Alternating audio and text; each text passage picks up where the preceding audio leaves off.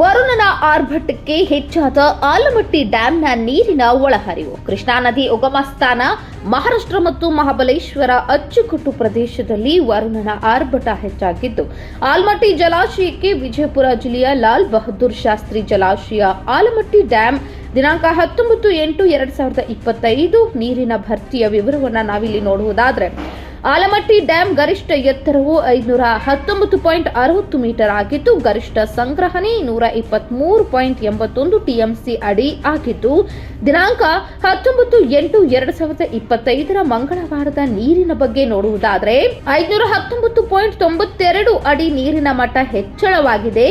ಒಳಹರಿವು 1,11,306 ಕ್ಯೂಸೆಕ್ಸ್ ಬರುತ್ತಿದೆ. ನಂತರ ಹೊರಹರಿವು 2 ಲಕ್ಷ ಕ್ಯೂಸೆಕ್ ನೀರಿನ ಎಲ್ಲ ಗೇಟ್ಗಳ ಮೂಲಕ ಹೊರಗೆ ಬಿಡಲಾಗ್ತಾ ಇದೆ. ನ್ಯೂಸ್ ರಿಪೋರ್ಟ್ ಕಿಶೋರ್ ಕುಲಕರ್ಣಿ, ಸಮೃದ್ಧ ಕರ್ನಾಟಕ ನ್ಯೂಸ್, ಆಲಮಟ್ಟಿ.